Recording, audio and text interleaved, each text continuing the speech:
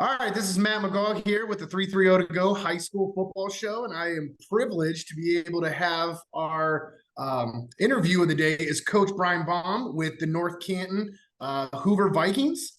Coach, how are you doing today? Good. It's a good day today. Good. So obviously, last week you guys come off an impressive victory.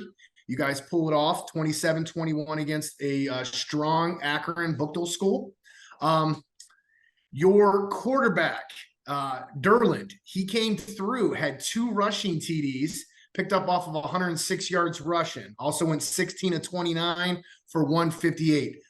How much progression have you seen out of him over the summer leading into this season? He's grown quite a bit. We've been fortunate to watch him for 3 years now, and he just continues to work at it, get better and better. He competes at baseball. He lifts in the off season. He's a well-rounded athlete, and he's just maturing. And with the game slowing down, he gets better and better reads, whether in the pass game or in the run game, as you saw Friday. And he's a big, strong kid. He's bigger than most linebackers that we're going to see there. So he does pose a nice run threat there when he decides to keep the ball. Absolutely. So when he's not running it, you also now have a new student that's transferred in, Kyler Maraglia. What is it like to have that dynamic running back in the backfield with this year, obviously pairing him up with your QB? Yeah, no, he's a nice run threat for us, has good vision. He makes some cuts early on and gets a burst to the hole. So he's a nice running back. And, you got to focus on Kyler. And then that's obviously where Carson was able to get some stuff off of that. And, it's a good 1-2 punch for us in the backfield there. And Ragley, he's a willing blocker as well, whether it be in the pass game or the run game. He was a lead blocker. And he took a lot of pride in that last week. And, those 2 touchdowns, he had a nice block in one of them. So that was good.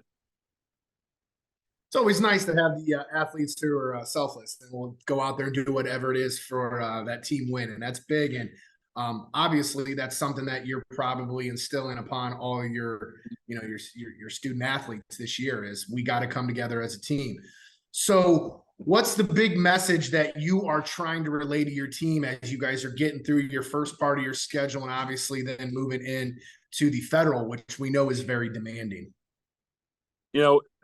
As a young team like we are, they see things, they develop, but a lot of times they keep it to themselves. The big push over after our scrimmages and into the book week was communication. Don't keep secrets. Communicate with one another. You are allowed to talk out there. So we're pushing communication. That comes with growth, and as they grow, they'll communicate more and more. And then with this weekend, we're talking about being intentional, being intense about everything. Why do we have these grueling Monday practices? Well, everything has a purpose there, and be intentional. Be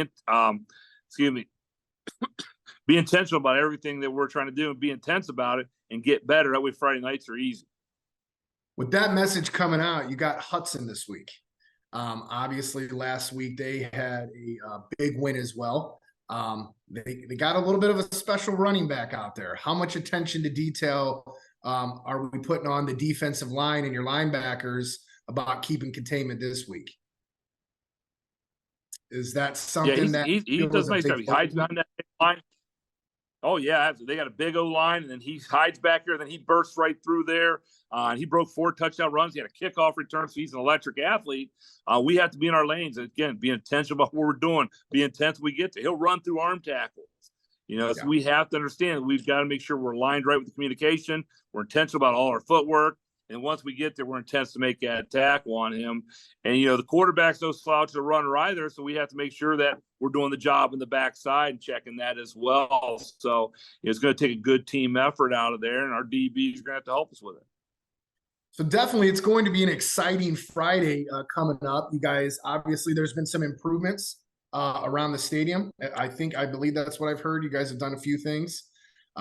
Big upgrades. Can you tell us? New home stands. Yeah, we got new turf last year. We got a new scoreboard this year. Wow. The home stands are brand new. Still have the roof. It's a beautiful facility. We're real excited about that, and it's just a nice place to go to work every day. It'll definitely be rocking. So, what are some other things that you're really excited about for this team this season? That obviously, as you're learning week 1, week 2, you're learning a lot about your players, your coaching staff, yourself. and the idea, the game plan you had coming in to implement the season. What are those things that you're definitely excited about? Maybe that took off last week that you got even more excited about? Yeah, the growth of our team as a whole. We only have 12 seniors. That's the smallest amount I've had since I've been here. Usually we're in the 20s, even up into the 30s. But with those 12 seniors, see them grow as leaders, see them grow as individuals. You're going to see the young guys grow as football players, and it's real exciting. We know we have a nice passing game with Carson, Mason Ashby, Brocker. There's some other guys that are coming along out there that are new receivers that made a couple catches last week that are important for us, and also to see us not make the little mistakes. We had a lot of them week one, as you always do, and to see them grow and to correct those mistakes, understand, hey, if we're intentional and intense about this, we won't make that mistake and we'll get better from it. And we're going to grow as a team this year, and that's what I'm real excited. As long as we stay healthy, you're going to see a great growth out of North Canton.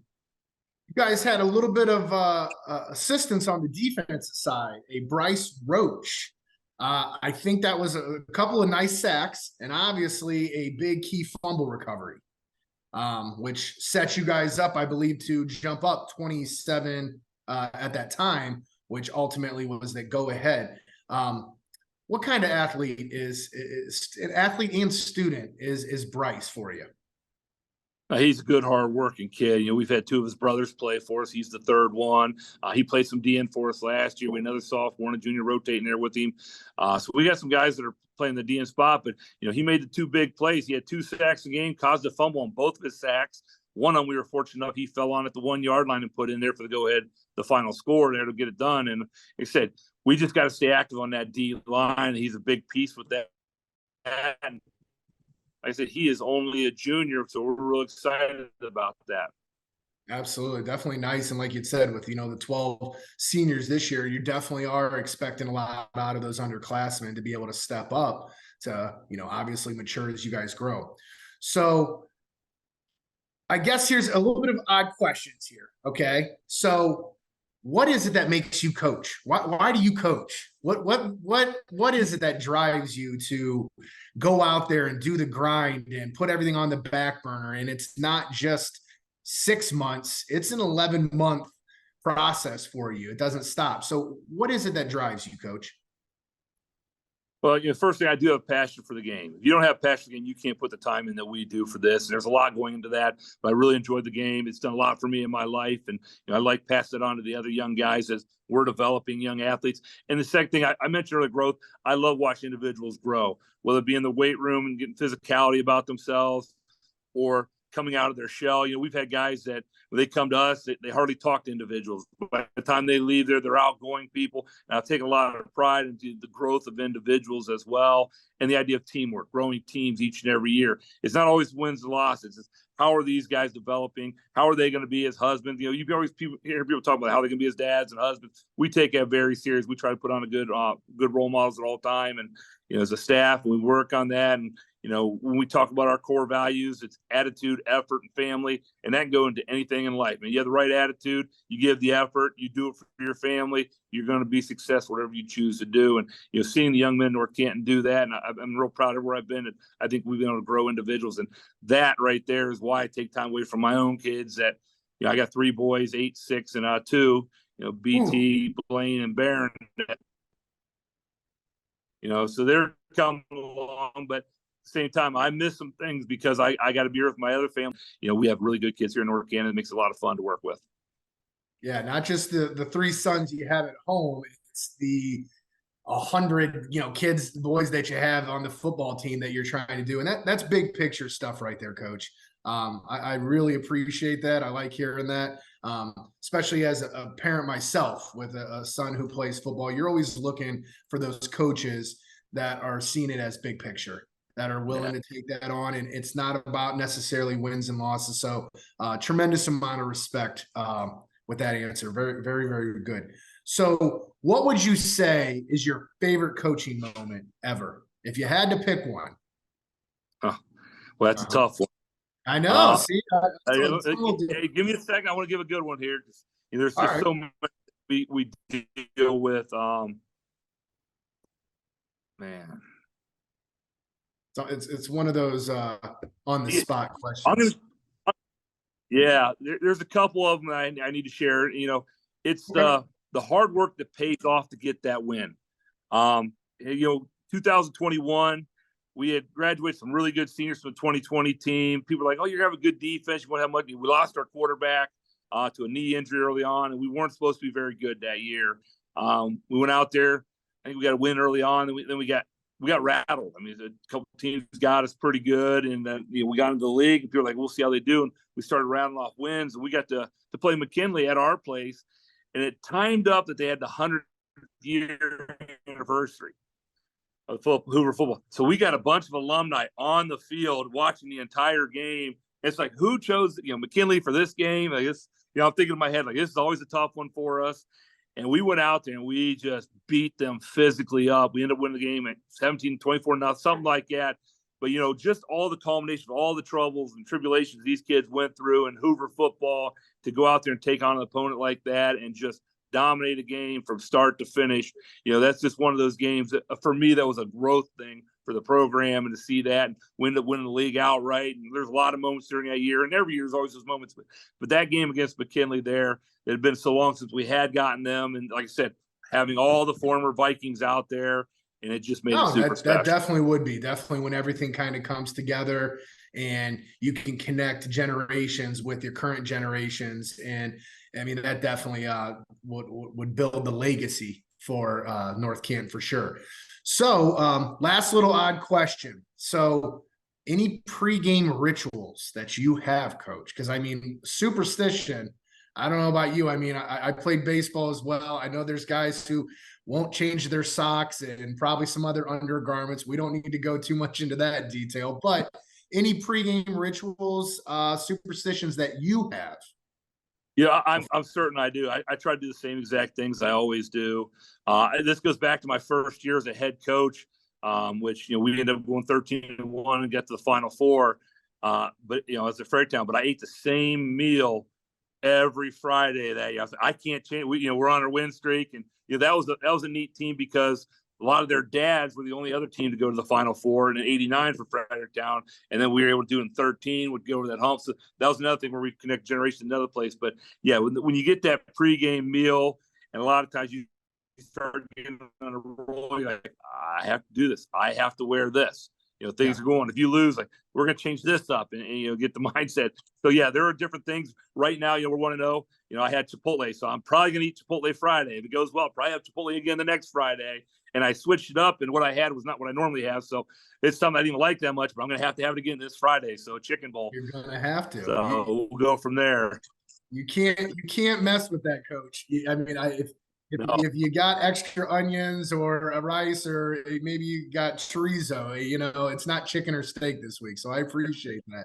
That's good. So, no, obviously, best of luck this week with Hudson. It's why it's our game of the week. We saw this early on, and we knew right from the get-go that you guys both had tough opponents week one, and how you guys were matching up in week two. So we're always looking for those out of conference games, and the stars aligned. And we really just thought that, Hudson traveling down to North Canton, it's a 30-minute drive. It's Northeastern football, Northeastern Ohio football. It's you guys are ground and pound. You guys both have the ability to pass the ball, but it's definitely going to be one in the trenches. So we really do appreciate you taking time out to obviously allow us to interview for 330 To Go High School Football Show. Anything that you would like to say to Hoover Nation before we finish up the interview, Coach? Now, we chose this game here for growth game. We're going to go out there. We're going to give it our best. I think it gets us ready for the Fed. I love having a week 2 challenge. And, it's a lot when our fans are loud and proud out there, and it gives us, our boys talk about that, coming out there with that roof and our crowd gets roaring. It elevates our play in the field there. They do feel that. So, out there for the Hoover Viking faithful, make sure you're loud, make sure you're proud for us, and we're going to give it our best effort on Friday night, like we do every Friday. Well, you heard it right there, Hoover Nation. Coach Brian Baum, thank you so much for taking time out of today to take this interview. We wish you nothing but the best, and go Hoover this weekend. Thank you very much. Thank you, Coach. We appreciate you. Good stuff. Appreciate you having me on. See you guys. See you, Matt. All right. Take care.